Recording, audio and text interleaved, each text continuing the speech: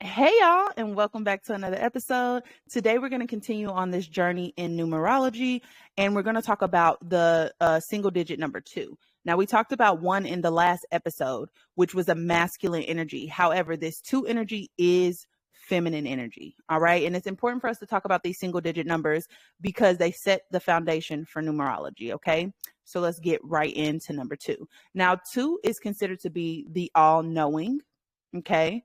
Um, 2 is like the most underestimated of all the numbers when it comes to power and strength, but it is the most feminine of all numbers as well. And I mean, if you a woman, you know how much they underestimate us. Come on, baby. They don't see the subtle power that we have. Okay. Now, 2s are diplomatic, but they're gentle, they're tactful, but they're also like forgiving and understanding. Okay. 2s don't really like confrontation because they prefer to keep the peace, keep the harmony, right? So, when you look at the shape of 2 or just any number, masculine numbers are going to have straighter lines. Okay. And we're going to talk about this in our episode tomorrow about sacred geometry because I'm going to give you guys a lot in that episode, which I love. I can't check it out. Listen, don't be sleeping on your girl. Okay. But masculine numbers are going to have a lot of straight lines, like masculine shapes. And feminine numbers are going to have a lot of curves. Okay. So when you look at the shape of 2, it literally looks like somebody who is kneeling and somebody who is praying. All right. But what you need to understand about 2s is that she's resilient, baby. She's a survivor. Okay. Most people take her want or her need to be of service to other people and her humbleness as being a weakness. Okay. And that she is powerless, but she's quite the opposite, which you'll see when we get into the negative components to this number. Okay. But 2s are usually where duality starts to come into the picture. You have these 2 opposing forces, and 2 is the number that unifies these forces. Okay. So, when you think about the number 1 and what we discussed in last episode, it's a masculine number. The 1 is not bowing to anybody, baby. You better kiss the 1's feet before you think that it's bowing to you. But when it comes to this number 2, it's more mutable, it's more adaptable, it's more flexible. Okay. When pressure applies to a number 1, they are very much so gonna break. But when it comes to a number 2, oh no, she's gonna bend like Elastigirl. And then Sister Girl gonna come right back up in the same condition that she was before you applied the pressure. Okay. So how I kind of look at the relationship between 1s and 2s, it always makes me think of movies where there's a man who's like in leadership and his wife is really running the show behind the scenes, like keeping his little fragile ego in line. And it's her ideas, it's her intuition that is keeping him in power. Specifically, y'all, when I think about this, I think about Scandal. Okay. Because if you think about Fitz and how he like created his career, right? He had 2 strong women behind him. First, he had Olivia Pope, who we all knew that she was a fucking force, and she just kept taking it. So much was being thrown at her that she was literally driving herself into alcoholism to make sure that everybody else was okay, prioritizing everybody else's needs above her own. And it was her clever fucking ideas, her insight that he needed in the middle of the fucking night when he was falling apart at the damn seams. Right. So I think about that relationship, but I also think about Melly, because think about how many times Melly had to, choke down how she felt, right? Because Melly loved Fitz. Everybody could see that. She loved him, but she had to prioritize the holistic goal above herself because she wanted to see him win, So listen, we're going to talk about that Melly and Fitz situation a little bit later, because I think Melly actually makes a really good case study for this. Okay. Because Fitz's entire career was built off the back of women. Okay. They were controlling the outcomes. They were moving the chess pieces on the board and setting everything into motion. His career was built off of their power, their resilience, their cleverness, their innovation, but he got all the credit. Now, when we talk about like 2s, right, the woman that's behind the curtain or whatever, they don't necessarily need the credit. They care about the unit winning, the team winning, not specifically them. Whereas 1s are going to be like, no, I need you to give me my credit. I did this, right? I did this by myself, right? When sometimes that's not even true. So when you think about a 2, understand that 2s are elegant. Okay. They're strategic. They're persuasive. Their presence is subtle, but it's noticed. Okay. She's emotionally intelligent and she really understands human nature. Okay. She understands people on an emotional level and what their emotional needs are, which makes her really, really good at being a therapist, being a psychologist, right? She's patient and she's kind and can hold a conversation with literally fucking anybody. Okay, another thing you got to know about too is to amazing taste when it comes to art and music. Sometimes they can end up being the life of the party just because they are a conversationalist and because they can talk about a multitude of different things. But like I said before, everything has the opposite. If something exists, the opposite of that thing exists as well. Okay. So there's always pros to something, there's always going to be cons. And when I talk about the cons to number 2, baby, she got her baggage. Okay. She can get a little jealous when it comes to her man. Don't be coming over here trying to mess with her man. She could be mean. She could be vengeful. She could be cruel. Okay. Especially if you think you about to slide down on her man. Again, think Melly again. If y'all seen Scandal, she is the perfect case study. But when I was reviewing this and putting this together, I was just like, oh my gosh, this is Melly to a T. She could be vicious. She'll bite your fucking head off. But at the same time, she is very loving, very kind. You know, she prioritized everybody else's needs in front of hers as well. That's what her and Olivia had in common. He needs you, Melly. He needs you, Olivia. He is tired and broken, and it isn't the job. It's doing the job without you. He's not alive when you're not here. He can't breathe when you're not here. He doesn't have the will to run, much less win when you're not here, because you...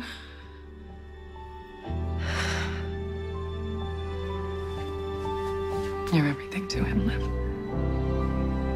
He needs you. So I need you. Come back. Come back. Right. And she went through so much and she was so resilient that when the point of the series where she lost her son and she started falling apart, everybody was just shocked. Like, you need to get it together, because they so used to seeing her have it all together. Right. But she was even resilient after that. Okay. So perfect case study for this. If you betray a 2, all bets are off, and they're not going to feel no type of remorse for what they did when they were angry about you hurting them. They have this unrelenting anger. It does not go away. So when I catch you, Ricky, don't get caught. Okay. Because she's going to bite your head off and she's going to move on like nothing ever happened. Okay. Nobody can just come in and take what is hers. Okay, she's invested too much into this, and she is not afraid to take it too far about hers. Here. We are sharing a meal, being gal pals, braiding each other's hair, talking about boys. Melly. Laugh.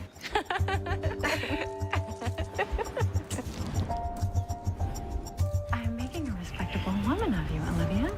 My husband can't be sleeping with you. If we're friends, I would never embrace Fitz's whore. I took the liberty of ordering my favorite bottle. I know how you love your wine.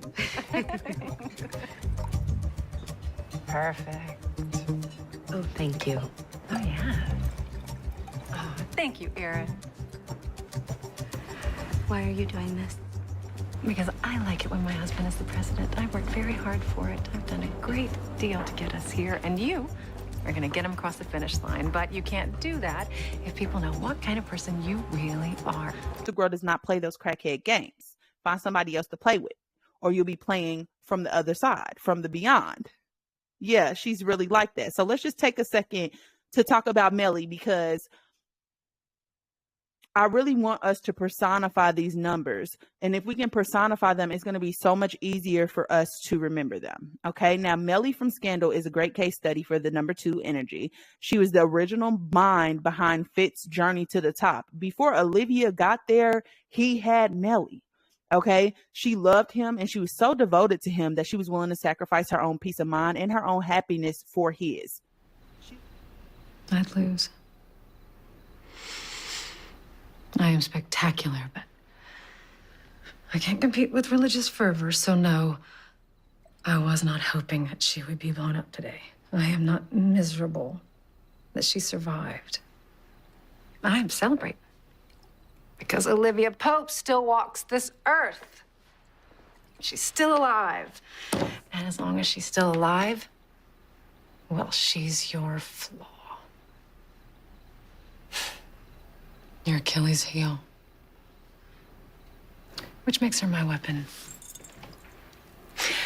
She's the strings that, if need be, I will pull to make my puppet husband dance. To be honest, if you crossed Melly, she was not the bitch to play with. Like, I'm talking about, she did the most vicious shit in this show. I was just like, damn, girl. And she didn't feel no remorse about it. It was almost like she was cold about it, and she was tactful. She was strategic. She was so strategic about her shit. And not only that, she did it in the shadows. Nobody even knew that she was moving the pieces on the chessboard. Okay. But she was constantly hurting. She was constantly prioritizing everybody's needs before hers. And she stayed in that situation with Fitz way too long because she was loyal and she wanted to see him win at whatever cost that was. And that cost just happened to be hers. Okay. That loyalty and devotion cost her everything, even her own child.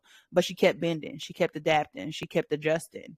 She was resilient, and she was also graceful during the process. If I was her, I would have knocked Olivia's head off of her shoulders and burnt the whole building down. But she didn't do that. She kept it together. She knew that Olivia was making him happy and that his happiness would affect how he ran the country and also how he treated her. So she allowed it to happen because she understood the importance of compromise when you're in these connected relationships, right? So tools are going to be very loyal. They're going to defend you ferociously. They will be a huge asset to your team, if not the biggest. Okay. And they will be devoted to your cause, whatever that entails and whatever, tools have to do to get us there as a unit. Okay. When she's not getting enough attention, though, she is truly dramatic. She needs attention, acts of service, or maybe even flowers every now and again. Definitely go a long way with tools because they need to feel reciprocation. They need to feel appreciation for deeds. Okay. You and Cyrus get to do it all the time. Little private boys club. I thought, hey, let's get some estrogen on the seal. See what happens. Okay. Now what's wrong? What's wrong? What's wrong? What is wrong? This is my life. That's what's wrong. This is my life. Melly. You didn't show up for me. You didn't show up for that stupid reporter and me and Teddy and that photo op and the Oval. You left me hanging and I had to do everything myself. I always have to. I am tired of doing everything myself. I am alone here. We're supposed to be partners. We are supposed to be in this together. Let's not pretend we're something we're not. If you knew the sacrifices that I have made, the things that I have given up and the pieces of myself that I have given away for you, and you treat me this way. You declare war on me, and you shame me, and you make me beg for scraps when I have done nothing but fight for you.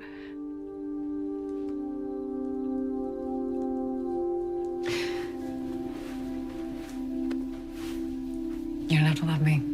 But we are in this hell together, and the flames are burning both of us with equal intensity, baby. So the least you could do is be my... She's not getting what she needs. She's not going to be shy about letting you know to step your cookies up.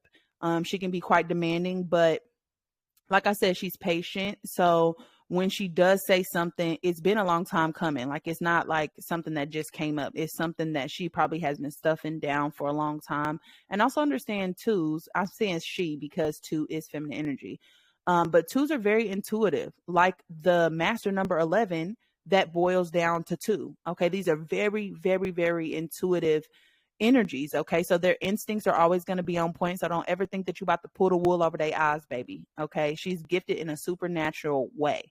And because she's always paying attention to others and trying to meet their needs, she overanalyzes and notices everything, which can sometimes make her super critical of others and maybe even verbally abusive. She also has a hard time letting things go. So she could have the tendency to harp on situations and act out of anger. And when she is hurt, her logic can be a little bit flawed. She may be determined to misunderstand you. And so the best course of action could be you walking away and coming back. But when you come back, don't come back empty-handed, baby. Don't come back empty-handed. You need to show that you appreciate her, you love her, you see her, you are reciprocating the energy that she's constantly investing in you.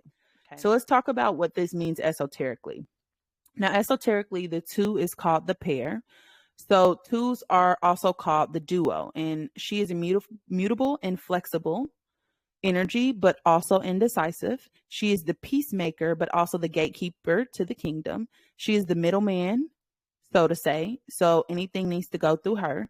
She understands that a unified group only gets that way through compromise from both sides. So she steps into the role of conflict manager and mediator. Twos represent the feminine yin energy and are very receptive. This yin energy seeks union between two parties. This is where the reproduction period begins to form, okay? Because when two things come together, they create another. Twos not only accumulate, but they also assimilate what they have accumulated. So she's always trying to bring peace, harmony, and balance between opposing forces. In order to keep the balance, she pays attention to details. Okay, very detail oriented energy. She represents application, devotion, action, and unity through partnership. Music is going to be very important because it appeals to her compassionate, caring, and emotional, sentimental, and passionate nature. She's always prioritizing the needs of others over hers due to her maternal and nurturing nature. She is sensitive and kind. She wants to bring things together and would rather be the sacrifice to ensure that unity. She's compassionate and understanding of the plight of others. With the energy one, hydrogen came into existence and now it's just wandering through space until two comes along and pulls that hydrogen together, okay, through this law of mutual attraction. So the characteristics that come with this esoteric understanding of the number two are going to be adaptability, tactfulness, understanding, gentleness, caution, and energy that would rather be of service than to actually lead. Okay. So next, let's talk about modern numerology. In modern numerology, two represents the same as above, but it also does seek to unite these two forces by creating balance and harmony. She does not seek to control, but to compromise so that we come together for the greater good. And she is unbiased and non-judgmental and guides others towards healthy partnerships. Okay, so the strengths are going to be intuitiveness. So she's really good at reading energy and the subtle changes in energy. She is a feeler, so she is instinctually aware of what people are thinking, feeling, and what keeps them up at night without them having to tell her. And she uses that to not only like tailor her support to each person's individual needs, but to create a compassionate and supportive partnership. Okay. She also is unifying. So she unifies. She understands that opposing forces are not going to come together under just any circumstances, or definitely not by force or control. She understands the importance of teamwork, compromise, and cooperation. So she is strategic in creating a space where our differences can exist, where we all feel seen and heard. She is well-rounded and yet wants to create something that is complete. So we need to find balance among our differences. She's also influential. So she handles every situation in an elegant and delicate manner. She has a lot of power when it comes to situations and relationships. Her power is so subtle that if you blink, you might miss her behind the scenes moving the pieces. Okay. Her influence is very subtle. She does not have to use force because her nature is so influential and persuasive, and people respect her ability to see them. So they end up cooperating and just appreciating her guidance. Okay. But the weaknesses are going to be indecisiveness because one, she can understand both points of everybody's viewpoint, which can make it really hard for her to make a decision. And also, sometimes if she can't accurately identify what the issue is, where the tension point is, she can get stuck and action does not take place. She kind of gets into this state of inaction. She can be very sensitive. So she's all about harmony and unity, but if anyone threatens that, it can cause her a lot of pain and she can kind of go into a tizzy. And any insults can throw her for a loop. She is very easily hurt. And she can be unassertive sometimes and not speak up for herself. So she will sacrifice her peace of mind and needs for others just to keep the peace. This will cause her to stay in situations that are hurting her for way too long. She will silently struggle and try to fix it on her own before she just stands up for herself. So this is a more passive energy, whereas the last energy was more assertive. Okay. So they're opposites. Think of them as opposites. Okay. She will stick to what she knows before she steps out into the unknown. She prefers what she has already built her survival mechanisms up to survive. Okay. So the lesson with this is that twos are going to be quiet, but they're very powerful influence. Okay. But they need to learn how to speak up for themselves. And that is what they're here to do in this lifetime. Okay. They need to learn how to speak up for themselves and let people know what their needs are and when their needs are not being met. Okay, the tarot card that's associated with this is going to be the High Priestess, okay, which was also associated with the moon. If you saw the episode from yesterday, because the moon is associated with number 2. And the High Priestess is a very intuitive card that is about spirituality and higher power. It's also about mystery and illusion. But there is a path that has not yet been revealed to you. So it's telling you to like stay calm, be patient, and trust your intuition. And that's my advice to twos. Stay calm, have patience, and trust your intuition. If your needs are not being met, do not stay longer in that situation. If you become more confused, the longer you stay in that situation, then it's time for you to go. You need to learn how to prioritize yourself and choose yourself. I understand wanting to keep the peace, right? And not wanting any drama, but you can't be the sacrifice for that. Okay. So that's 2. This is the end of our episode. Anything that you learned today can be applied to your life path, your expression number, your personality number, and your heart's desires number. Next week, we'll be discussing single digit number 3. I hope you enjoyed this episode. As always, please like, comment, share, subscribe. If you haven't already, I love y'all deep. And until next time.